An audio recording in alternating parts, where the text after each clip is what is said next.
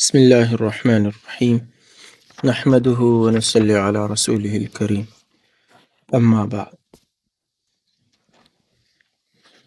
حضرت عمر رضی اللہ عنہ کے اسلام کے بارے میں حضرت لکھ رہے ہیں کہ 6 نبوی کو حضرت عمر بن خطاب رضی اللہ عنہ مسلمان ہوئے، اگرچہ ایک روایت میں 5 نبوی کا ذکر بھی آیا ہے اور ایک میں 7 کا بھی۔ حضرت عمر رضی اللہ عنہ کے اسلام لانے کا اصلی اور حقیقی سبب تو رسول اللہ صلی اللہ علیہ وسلم کی دعا ہے۔ اول آپ صلی اللہ علیہ وسلم نے دعا فرمائی کہ اے اللہ، ابو جہل اور عمر بن خطاب میں سے جو تیرے نزدیک زیادہ محبوب ہو اسی سے اسلام کو عزت دے۔ ابن عساکر فرماتے ہیں بعد ازاں بذریعہ وہی آپ پر منکشف ہوا کہ ابو جہل اسلام نہ لائے گا، تو اس وقت آپ نے خاص حضرت عمر رضی اللہ عنہ کے لیے یہ دعا کی، اللہم اید الاسلام بعمر بن الخطاب خاصہ، کہ اے اللہ خاص عمر بن خطاب سے اسلام کو قوت دے۔ یہ حدیث سنن ابن ماجہ اور مستدرک حاکم میں مذکور ہے۔ حاکم رحمۃ اللہ علیہ فرماتے ہیں کہ یہ حدیث بخاری اور مسلم کی شرط پر صحیح ہے، یعنی امام بخاری اور امام مسلم نے جو شرط حدیث کو صحیح قرار دینے کے لیے لگائی ہے وہ ساری شرطیں یہاں پائی جا رہی، لہٰذا یہ حدیث صحیح ہے۔ حافظ ذہبی رحمۃ اللہ علیہ نے بھی حاکم کی موافقت فرمائی ہے، ایک اور تائید بھی مل گئی۔ پیچھے جو بات گزر گئی کہ حضور صلی اللہ علیہ وسلم نے ابو جہل اور عمر بن خطاب رضی اللہ عنہ کے لیے دعا کی کہ ان میں سے کسی ایک کو جو تجھے تیرے نزدیک زیادہ محبوب ہو اسی سے اسلام کو عزت دے، یہ امام احمد بن حنبل رحمۃ اللہ علیہ نے اپنی مسند میں یہ روایت ذکر کی ہے، اور امام ترمذی رحمۃ اللہ علیہ نے بھی اس کو ذکر کیا ہے باب مناقب ابی حفص عمر بن الخطاب میں۔ غرض یہ کہ حضرت عمر رضی اللہ عنہ کے اسلام کا اصلی اور حقیقی سبب تو رسول اللہ صلی اللہ علیہ وسلم کی دعائے جاذبانہ ہے، باقی سبب ظاہری یہ ہے کہ جو حضرت عمر رضی اللہ عنہ سے منقول ہے وَهُوَ هَذَا، اور وہ یہ ہے۔ حضرت عمر رضی اللہ عنہ فرماتے ہیں کہ میں ابتدا میں رسول اللہ صلی اللہ علیہ وسلم کا سخت مخالف اور دین اسلام سے سخت متنفر اور بیزار تھا۔ ابو جہل نے اعلان کیا کہ جو شخص محمد صلی اللہ علیہ وسلم کو قتل کر ڈالے اس کے لیے میں 100 اونٹ کا کفیل اور ضامن ہوں۔ عمر کہتے ہیں کہ میں نے بالمشافہ یعنی آمنے سامنے ابو جہل سے دریافت کیا کہ تمہاری جانب سے کیا یہ کفالت اور ضمانت صحیح ہے؟ ابو جہل نے کہا ہاں۔ عمر کہتے ہیں کہ میں آپ کے قتل کے ارادے سے تلوار لے کر روانہ ہوا، راستے میں ایک بچھڑا نظر پڑا جسے لوگ ذبح کرنے کا ارادہ کر رہے تھے، میں بھی دیکھنے کے لیے کھڑا ہو گیا، یکایک دیکھتا کیا ہوں کہ کوئی پکارنے والا بچھڑے کے پیٹ میں سے پکار کر یہ کہہ رہا ہے، یا آل ذریح امر نجیح رجل یصیح بلسان فصیح یدعو الی الشہادۃ ان لا الہ الا اللہ وان محمد رسول اللہ۔ اے آل ذریح ایک کامیاب امر ہے، ایک مرد ہے جو فصیح زبان کے ساتھ چیخ رہا ہے، لوگوں کو شہادت اللہ الہ الا اللہ وان محمد رسول اللہ کی طرف بلا رہا ہے۔ حضرت عمر رضی اللہ عنہ فرماتے ہیں کہ یہ آواز سنتے ہی معاً میرے دل میں خیال آیا، یعنی ایک دم سے میرے دل میں خیال آیا کہ مجھ کو ہی یہ آواز دی جا رہی ہے اور میں ہی اس آواز کا مخاطب ہوں۔ یہ جو واقعہ ہے یہ ابو نعیم رحمۃ اللہ علیہ نے حضرت طلحہ اور حضرت عائشہ رضی اللہ عنہ سے، اور انہوں نے حضرت عمر رضی اللہ عنہ سے اس کو نقل کیا ہے، اور علامہ ابن حجر عسقلانی رحمۃ اللہ علیہ نے فتح الباری میں اس واقعہ کو ذکر کیا ہے۔ اور بچھڑے میں سے آواز سنائی دینے کا یہ جو واقعہ ہے یہ صحیح بخاری میں بھی مذکور ہے۔ لیکن عمر پھر بھی اپنے ارادے سے باز نہ آئے، یہ آواز سن کر بھی اپنے ارادے سے باز نہ آئے اور آگے بڑھے۔ کچھ قدم چل کر نعیم ابن عبداللہ نحام ملے اور پوچھا کہ عمر اس دوپہر میں کس ارادہ سے جا رہے ہو؟ عمر نے کہا محمد صلی اللہ علیہ وسلم کے قتل کا ارادہ ہے۔ نعیم نے کہا محمد صلی اللہ علیہ وسلم کو قتل کر کے بنی ہاشم اور بنی زہرہ سے کس طرح بچ سکو گے؟ عمر نے کہا میں گمان کرتا ہوں کہ تو بھی سابی یعنی بددین ہو گیا ہے اور اپنا آبائی مذہب چھوڑ بیٹھا ہے۔ نعیم نے کہا تم مجھ سے کیا کہتے ہو؟ تم کو معلوم نہیں کہ تمہاری بہن فاطمہ بنت خطاب اور تمہارے بہنوئی سعید ابن زید دونوں سابی ہو چکے ہیں اور تمہارا دین چھوڑ کر اسلام قبول کر چکے ہیں۔ سعید ابن زید کے عشرہ مبشرہ میں سے۔ حضرت عمر رضی اللہ عنہ یہ سنتے ہی غصہ میں بھرے ہوئے بہن کے گھر پہنچے۔ حضرت خباب رضی اللہ عنہ جو ان کی بہن اور بہنوئی کو تعلیم دے رہے تھے، وہ حضرت عمر رضی اللہ عنہ کی آہٹ سنتے ہی چھپ گئے۔ عمر گھر میں داخل ہوئے اور بہن اور بہنوئی سے کہا شاید تم دونوں سابی ہو گئے ہو۔ بہنوئی نے کہا اے عمر، اگر تمہارا دین حق نہ ہو بلکہ اس کے سوا کوئی دوسرا دین حق ہو تو بتلاؤ کیا کرنا چاہیے؟ بہنوئی کا یہ جواب دینا تھا کہ عمر ان پر پل پڑے۔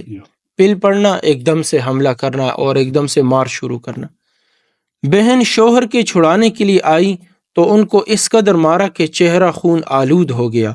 اس وقت بہن نے کہا اے خطاب کے بیٹے، تجھ سے جو ہو سکتا ہے وہ کر لے، ہم تو مسلمان ہو چکے ہیں۔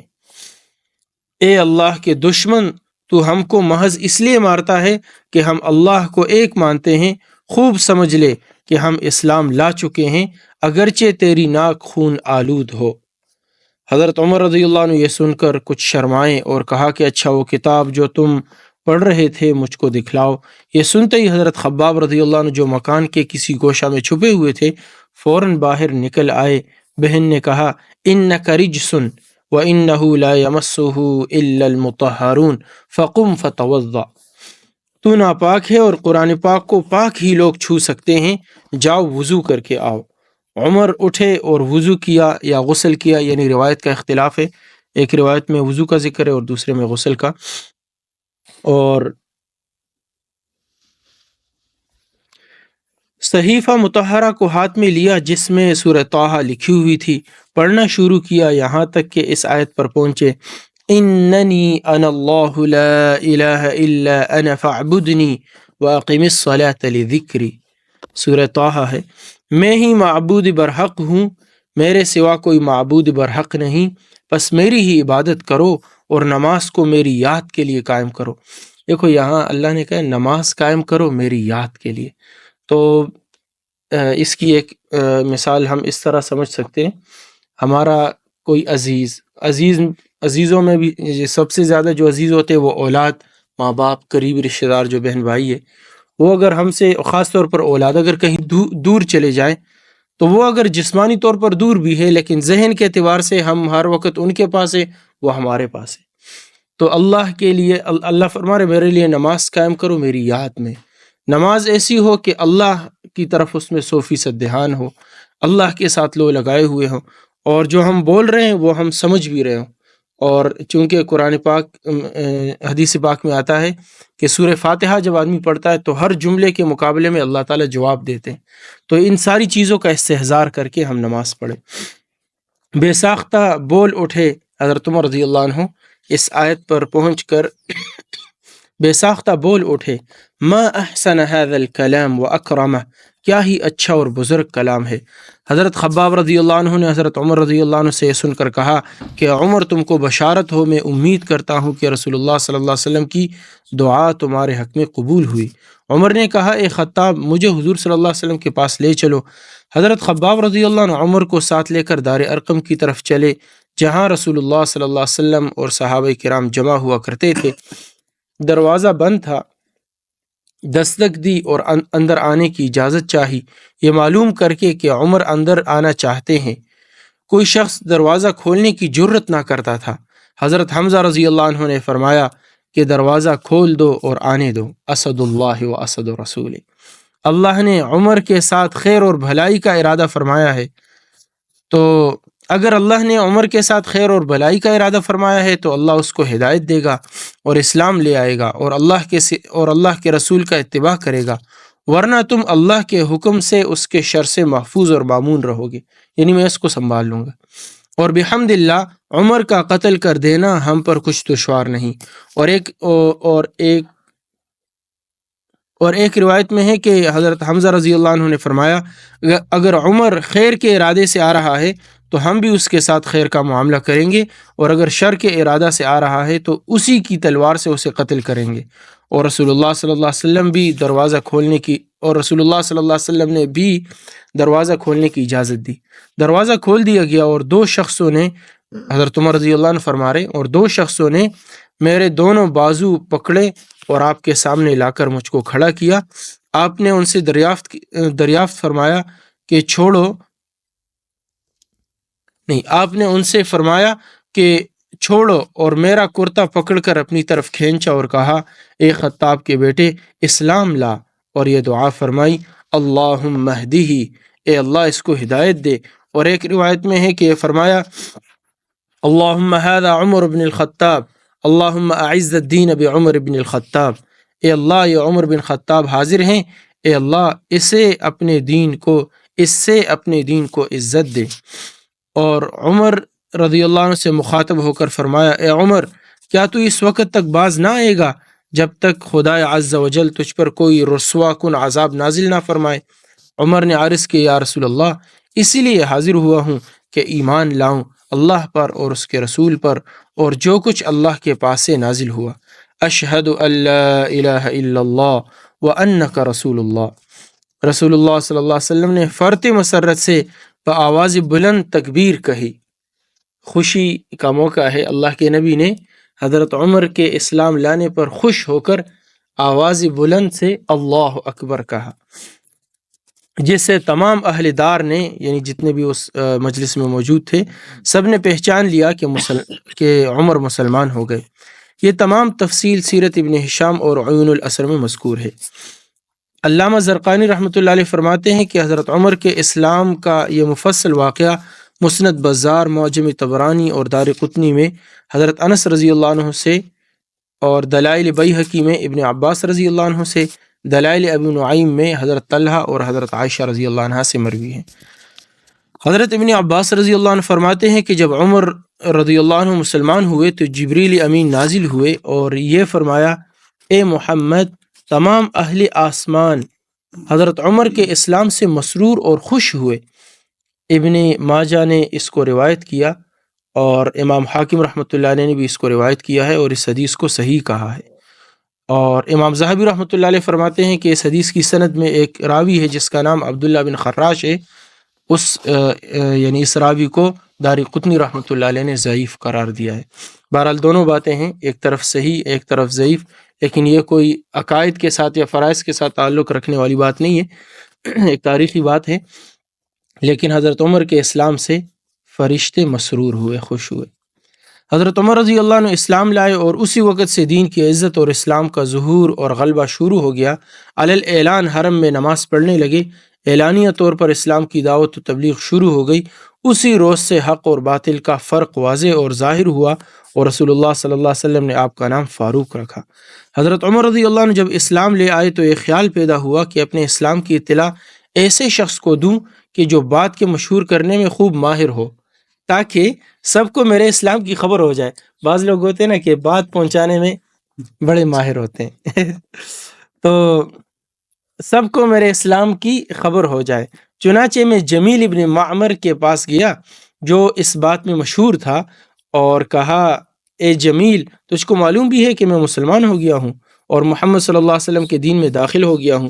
جمیل یہ بات سنتے ہی اسی حالت میں اپنی چادر کھینچتا ہوا مسجد حرام کی طرف بھاگا جہاں سرداران قریش جمع تھے۔ وہاں پہنچ کر بآواز بلند یہ کہا، اے لوگو، عمر صابی ہو گیا ہے۔ عمر رضی اللہ عنہ فرماتے ہیں، میں بھی پیچھے پیچھے پہنچا اور کہا، یہ غلط کہتا ہے، میں صابی نہیں، صابی بددین کو کہتے ہیں، میں صابی نہیں ہوا، میں تو اسلام لایا ہوں، اور یہ گواہی دی ہے کہ اللہ تعالیٰ کے سوا کوئی معبود نہیں اور محمد صلی اللہ علیہ وسلم اس کے بندے اور اس کے رسول ہیں۔ یہ سننا تھا کہ لوگ عمر پر ٹوٹ پڑے اور مارنا شروع کیا۔ اسی میں دن چڑھ گیا۔ اتفاق سے عاص بن وائل سہمی ادھر آ نکلے۔ عاص نے دریافت کیا کہ کیا واقعہ ہے؟ لوگوں نے کہا، عمر صابی ہو گیا ہے۔ عاص نے کہا، تو پھر کیا ہوا؟ ایک شخص نے اپنے لیے ایک امر یعنی دین کو اختیار کر لیا ہے، پھر تم کیوں مزاحم ہوتے ہو، مقابل بنتے ہو؟ کیا تمہارا گمان ہے کہ بنی عدی، جو حضرت عمر رضی اللہ عنہ کا خاندان ہے، بنی عدی اپنے آدمی یعنی حضرت عمر کو یوں ہی چھوڑ دیں گے؟ جاؤ، میں نے عمر کو پناہ دی ہے۔ آس کا پناہ دینا تھا کہ تمام مجمع منتشر ہو گیا۔ اس بات پر آپ غور کریں، ایک سرداری نظام تھا، اور ان کے بات کی آپ قوت دیکھیں۔ اتنا کہنا تھا کہ میں نے عمر پر ہاتھ رکھ دیا، اب یہ میری ذمہ داری میں آ گئے، سب منتشر ہو گئے، اب آگے کوئی بڑھے تو صحیح۔ عاص بن وائل کی پناہ دینے کا واقعہ مختصراً صحیح بخاری میں بھی ہے۔ تو یہ تھا حضرت عمر رضی اللہ عنہ کا واقعہ اسلام لانے کا، جو کہ جس کی وجہ سے اللہ نے حق اور باطل کے درمیان فرق کیا، اور ان کو حضور صلی اللہ علیہ وسلم نے فاروق کا لقب دیا۔ سبحان اللہ و بحمدہ، سبحانک اللہم و بحمدک، نشہد ان لا الہ الا انت، نستغفرک۔